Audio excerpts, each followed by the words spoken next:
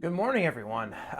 Today is actually the morning that this video comes out. So today we're going to be actually breaking down the player character class, the Bards. So Bards are really cool player character classes for us to play because they have a lot of different things they have in their toolkit. They can be spellcasters, they can be strictly melee fighters, they can be ranged weapon fighters, depending on how you want to play them.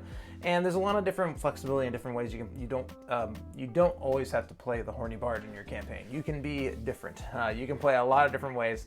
If you guys have any questions as we're going through this, comment section down there here on the YouTube channel is the way to go there. Also, make sure you come down to that live stream. This is going to be the last week of the Monday, Wednesday, Friday rhythm starting at 9 p.m. Link for that is going to be down in the description below for the Twitch channel. But we're also going to be doing something different next week. So Monday, same rhythm. We're going to have that 9 p.m. to around 11:30 midnight kind of discussion and answering any of your guys' questions.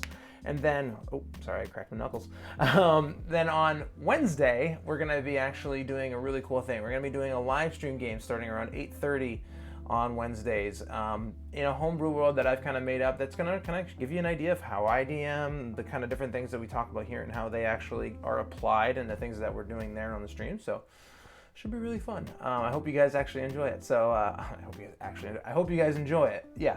But with that said, let's actually get into this discussion about the Bard, because the Bard, again, is a really fun player character class. There's a lot of different ways you can play it, and well, without further ado, let's talk Bards.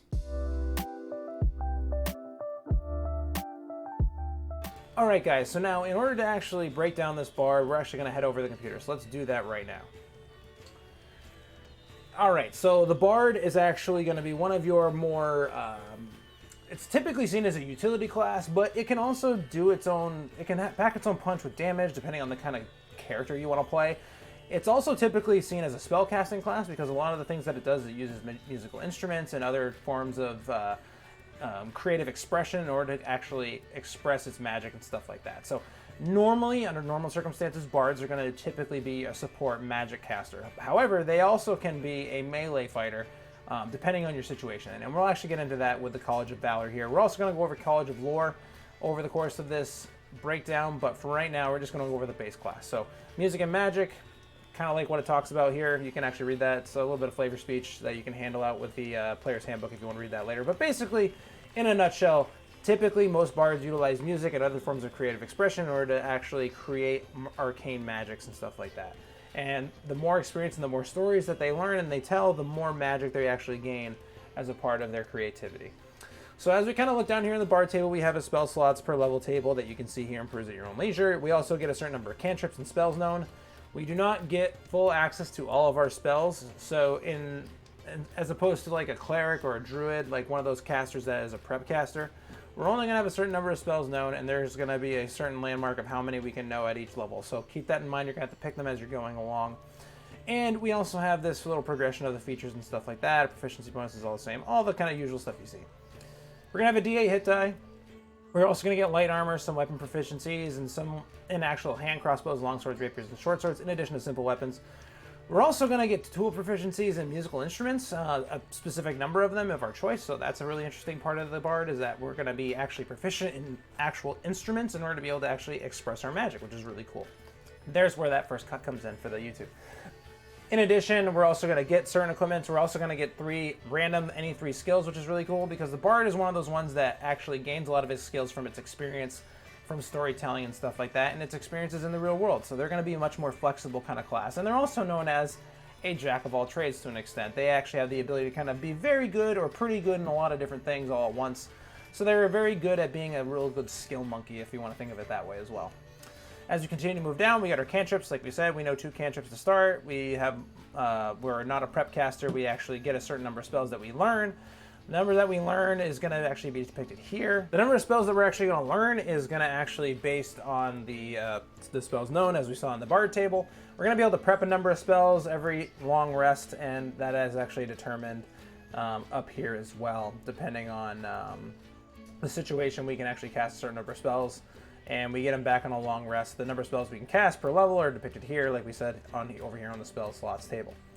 As we continue to move down, I'm going way too fast. As we continue to move down, we're also going to get Jack of all trades, go figure, at level 2. So if we don't have a proficiency in a certain skill, we're actually going to add half of our proficiency bonus rounded down to any check that we make that already doesn't include it. This does mean your initiative rolls, because initiative is an ability check, so keep that in mind. Song of Rest, where basically if during a short rest, people can roll a couple extra dice during the course of a short rest, so that's kind of cool if they need to roll extra hit dice. We're also going to pick our Bard College here at level 3. We'll talk again about the College of Lore and the College of Valor here in a second. We're also going to get expertise in 2 of our skill proficiencies, which is going to double the proficiency bonus for those ability checks made with those ones. So that's a really cool thing as well. ASIs 4, 8, 12, 16, 19, exactly what we do expect, or you can take a feat at those levels, so it's up to you. Something to keep in mind as we're going forward. Font of Inspiration, at 5th level, you're going to regain all expended uses of your Bardic Inspiration when you finish a short or long rest. I apparently missed Bardic Inspiration because we were skipping down here. Bardic Inspiration actually comes online as well at level 1. So when we talk about Bardic Inspiration, we're going to get a certain number of D6s, or basically a certain number of dice, that do level up as we go up. And you can see here D6, D6, D8. But basically what we're going to do is we're going to be able to inspire others with a bonus action to basically give them a D6 to roll either on an ability check, a saving throw, an attack roll, whatever the case may be. Not the damage roll, but the attack roll. And that's going to allow us to utilize it a number of features equal to our charisma modifier, minimum of once, and we can recharge. We get these on a long rest recharge. It gets better. That's where Font of Inspiration gets better at a short and long rest at level 5. And then as we continue to move forward, we get Counter Charm at 6th level. Basically, we can have a performance that we do that are going to give our allies advantage against saving throws against being frightened or charmed. They must be able to hear you. The performance ends early if you're incapacitated. It's a very interesting kind of ability that not a lot of people use, but it's there. It's a good one to use if you're in a very, if you have a DM that likes to use charm and frightening effects by monsters and stuff like that. Think your succubus, your incubus, stuff like that.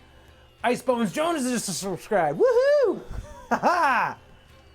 Nice! Thanks, Icebones! You rock! Well, now I can, 2 out of 2 sub goal is met, so that was easy. Hey, hey, hey. At level 10, we're going to get expertise, so we're going to check 2 more skill proficiencies, and we're going to double that proficiency bonus for them as well. So that's really cool. We're going to continue to get better at a lot of skills. See Skill Monkey a little bit here with this bard. At level 10, we're going to get Magical Secrets. We're going to learn 2 spells from any of the classes, including this one. And the spell must be for a level we can cast, as shown on the bard table, or a cantrip. The chosen spells count as bard spells for you and included in the number of spells known in the spells known column on the bard table. You learn 2 additional spells from any class at level 14, again at level 18. So that's a really cool one too. But like it says, like it is included in the number of spells known column on the bard table. So if we look back up here, go to level 14, Magical Secrets, you see this jumps up by 2. Makes a lot of sense.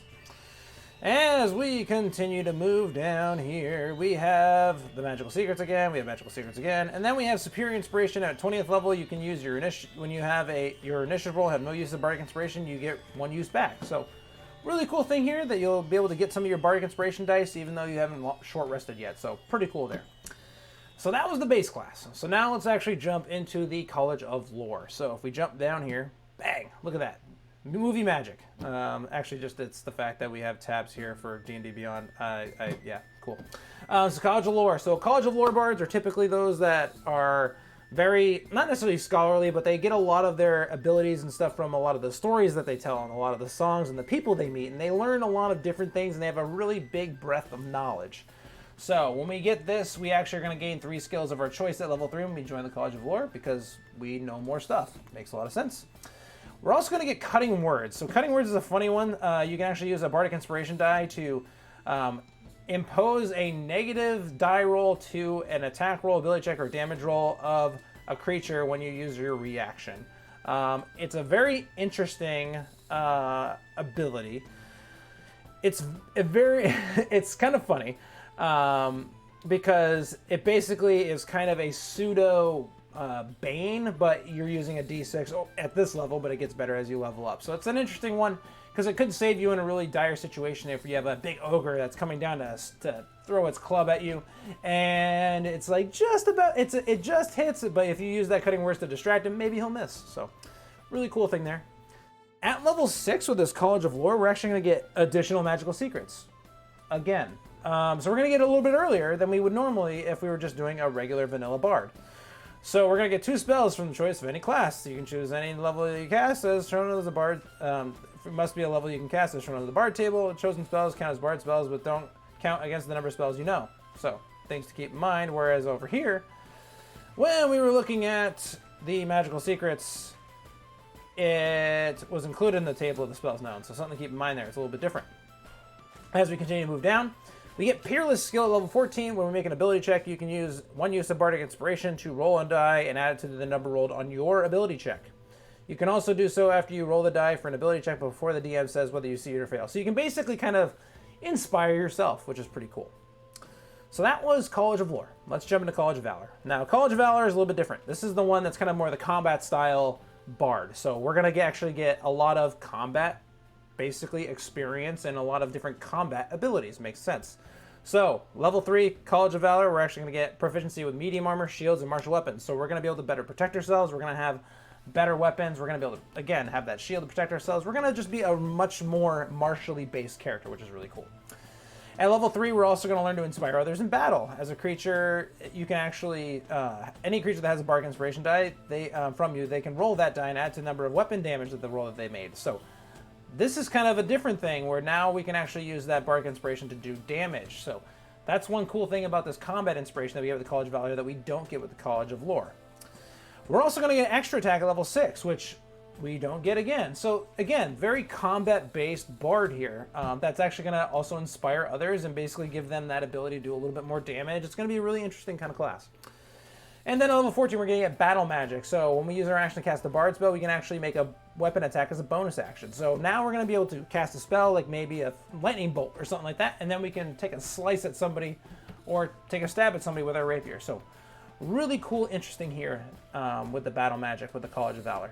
So that was the base class. That was the College of Lore and the College of Valor. Let's jump into spells here real quick. So the bard spells depends on what you want to go with. So it's a very interesting kind of class. It is a full caster, so it is going to have spells all the way up to level 9. So there's a lot here. A very big mix of a lot of different things. A lot of them are very kind of showy, kind of performance-based, which makes a lot of sense for our bards that make music and stuff like that. So you actually see that with dancing lights. Things to help make friends makes sense. Light, mage hand, mending, message, minor illusion. Things, again, that kind of play on that kind of like performance-style character. As we continue to kind of move down, again, things that make sound. Thunderclap, True Strike, Vicious Mockery, mocking your opponent. So again, using speech as a way to kind of have an influence on battle. We've got Bane, Charm Person, Comprehend Language, Cure Wounds. Again, more of these kind of support kind of abilities and support spells that are also very performy based. Like you're creating something, or you're making some sort of magical illusion, or you're able to kind of help your friends by healing them, or they involve speech like hideous laughter, or again, so a lot of really good kind of like things that are going to help buff your party or debuff your enemies, or do very interesting things to kind of control the battlefield a little bit. So again, we kind of keep moving on. We're going to get, again, more of these kinds of things. And you're going to actually see that a lot here with a lot of these different things with the bard. We actually get knocked too. We get lesser restoration. So your bards can also be pretty good healers. They can be your cleric of your group if you don't have an actual traditional cleric. They can be that kind of healer role as well. Bards, very flexible, kind of like what we've been talking about. They can be a martial character. They can be a support caster, they can be a damage caster, they can be a control caster, they can do a lot of different things. And with those magical secrets, they're going to be able to do even more. So they're going to have a lot of different abilities they can have. And not only that, they're going to be really good at skills. So they're going to be a really good overall, just kind of generalist caster for your group. So they're going to actually be very helpful in a lot of situations, and especially social situations, because they are actually a charisma caster. So charisma is their spellcasting ability. Again, we keep moving on. We got Catnap, Clairvoyance, Dispel Magic, again, Fast Friends, Fear, Feign Death, a lot of these, again, manipulating and performance-based kind of magics that are going to, a lot of times, make noise, make sound, are going to be, even plant growth, I can say, like you're producing something, creating an effect on the battlefield that looks interesting. Like, again, more performance art style magics. And that's kind of the one thing I like about bards, is that they have a lot of these kinds of things, and they get a lot of really good things like Polymorph 2 at later levels, Greater Restoration. Again, more of this stuff so you can be your party healer. And as you can see, we can keep going on here. And let's just get up to level 9s, because these are the cool ones. We're going to get Foresight. We're going to get Mass Polymorph, Power Word Heal, Power Word Kill, Psychic Scream, True Polymorph. Again, a lot of these like performance-y, I can say Polymorph is even like, hey, they like your magic basically is like a costume change. You know what I mean? Like it's kind of think of it that way. You know, kind of think outside of your normal traditional bardiness. But that, guys, is going to basically be your bard spells, and honestly, that's going to actually finish this breakdown for the bard. So I hope you guys learned something here. I hope that this was helpful for a lot of the new players out there that are looking to kind of just get a general overview of what the class is all about, also learn a lot about the skills.